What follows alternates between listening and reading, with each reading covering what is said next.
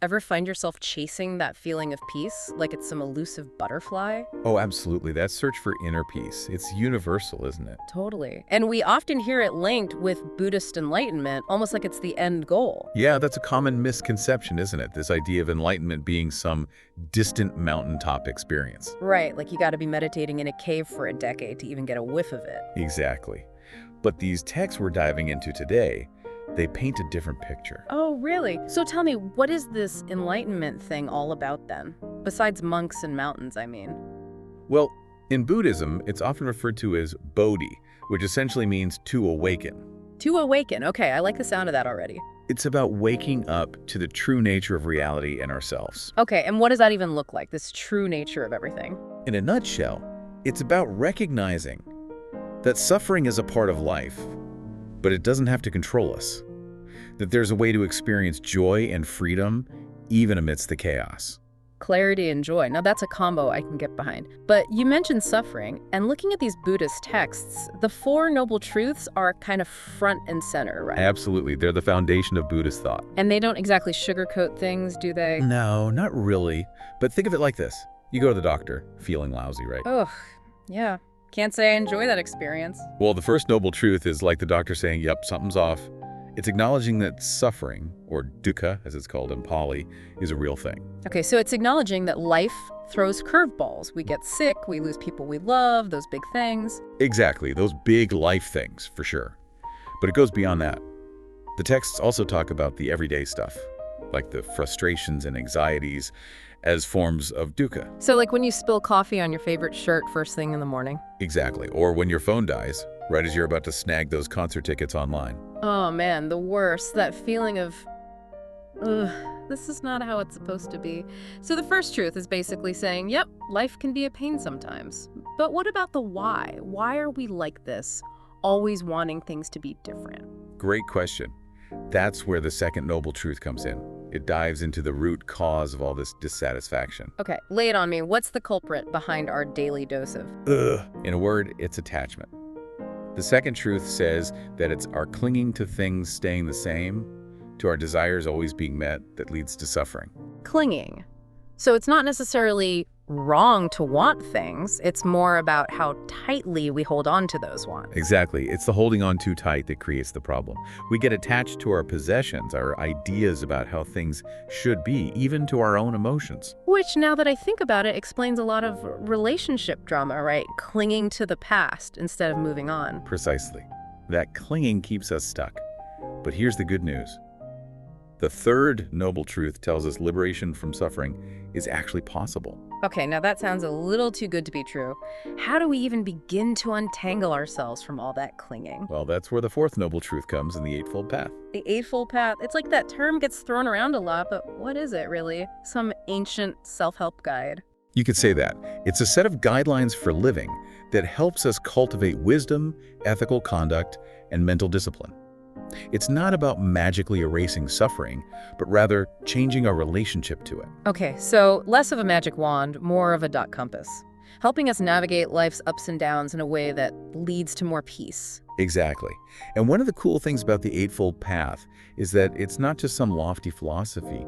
It gets into the nitty-gritty of our everyday lives. Really? So like what we eat, how we talk to each other, that kind of stuff? Absolutely. Take right speech, for example. Right speech. It sounds so formal, like something you'd hear in a courtroom. What does that even mean in a practical sense? It's about being mindful of the power of our words, recognizing that they can have a huge impact on ourselves and others. Okay, so choosing our words carefully.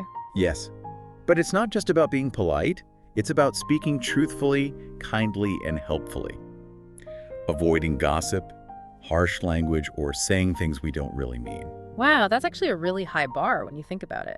How often do we say things without thinking, just to fill the silence or whatever? All the time. We all do it. But that's the beauty of the Eightfold Path. It's a practice, not about being perfect. It's about progress, not perfection, right? Making those small shifts in how we think, speak, and act, and seeing how those ripples outward. Exactly. It's a lifelong journey, not a destination. So we're working on our right speech, becoming more mindful. But where's this whole path leading? The texts mention nirvana a lot, and I gotta say, I used to picture like fluffy clouds, harps, the whole afterlife spa package. Yeah, it's a classic image. But it sounds like nirvana's a bit more nuanced than that. You're right, it's not about escaping to some heavenly resort. The text describe nirvana as a state of being, something we can experience right here, right now. And it's all about being free from that feeling, that dukkha we talked about. Okay, no harps then. So what does this freedom actually feel like? How do the texts explain nirvana in a way that, someone like me can actually grasp? Let me see. Imagine a roaring fire, right? There's heat, there's light, but there's also that constant crackling, that potential for things to spiral out of control. Okay, I can picture that. Nirvana's like that fire settling into embers. The heat and light are still there, maybe even stronger, but that frantic energy has calmed way down. Ooh, I like that image. So it's not about extinguishing life's experiences, but more like finding a place of peace within them. Like we still feel sadness, joy, anger, all of it, but we're not so tossed around by those feelings anymore. Exactly. We're not controlled by those cravings and aversions that cause so much inner turmoil. We're free to experience life more fully without being so reactive. That makes a lot of sense. But speaking of different ways to experience things, the texts you shared mention a bunch of different Buddhist schools: Theravada, Mahayana, Zen, Tibetan Buddhism. It's a lot to keep track of. Was it always this diverse, or did Buddha forget to leave a memo or something? There's no one Buddhism starter kit, which I actually find kind of cool. The texts show how each of these traditions developed its own unique approach to reaching nirvana. So it's like they're all climbing the same mountain, but taking different routes. Exactly. Each path has its own unique flavor, its own set of practices.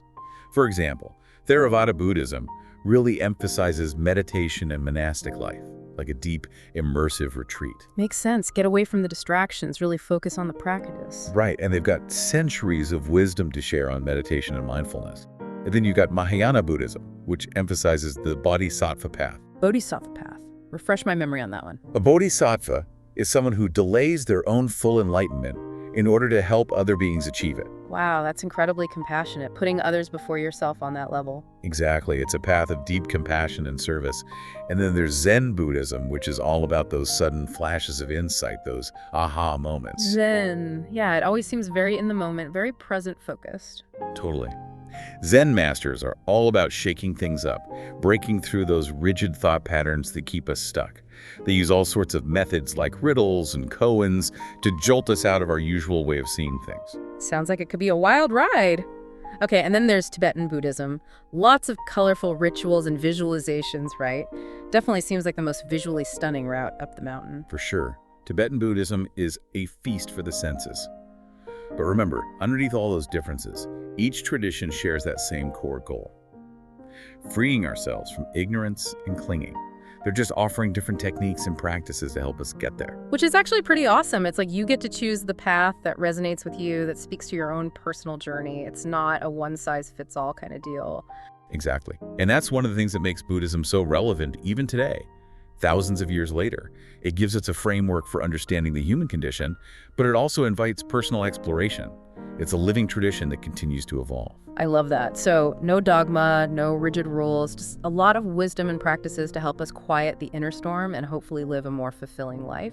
Which reminds me, the texts mention meditation and mindfulness quite a bit. And knowing our listeners are all about managing information overload and finding some peace in all the chaos, I bet these practices are pretty appealing right now. But are they essential to enlightenment, or more like bonus features you can unlock later? I'd say they're more like core features, actually. Yeah. Core features, huh? But I gotta admit, I think there can be some confusion around what meditation and mindfulness actually are. Isn't it all about emptying your mind, becoming some, emotionless robot? That's a common misconception. It's not about emptying your mind so much as getting to know it. Remember the second noble truth, that whole clinging thing? Oh, right. How could I forget? Clinging to those wants and desires. Exactly.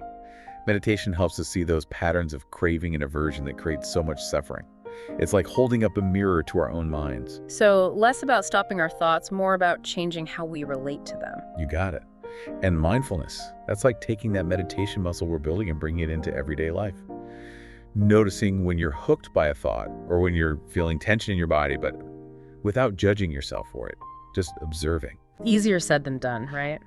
Sometimes my mind feels like a toddler on a sugar rush. Any tips from the texts for us beginners? Mindfulness hacks, maybe? One of the simplest but most powerful is focusing on your breath. Your breath. Uh, Seriously. Seems kind of basic. It is basic, and that's the beauty of it. You can do it anytime, anywhere. Just take a moment to really feel that inhale, the exhale. It's a way to ground yourself in the present moment. And isn't that where all the good stuff is supposed to happen, right? The present moment. Exactly. Wow, this has been amazing. We've journeyed through the Four Noble Truths, explored the Eightfold Path, even peeked into the mystery of nirvana. But I think the big question for our listeners is, how do these ancient teachings apply to our lives today? I mean, Buddha didn't have to deal with, like, Twitter trolls and inbox overload, right? True. The world looks a lot different now than it did 2,500 years ago. But, the human mind, our tendencies for stress, our desires, that deep longing for meaning, that hasn't really changed that much. So even though our outer circumstances are different, our inner world is still pretty similar to the people who first heard these teachings. Exactly. And that's what makes this ancient wisdom so timeless, so relevant.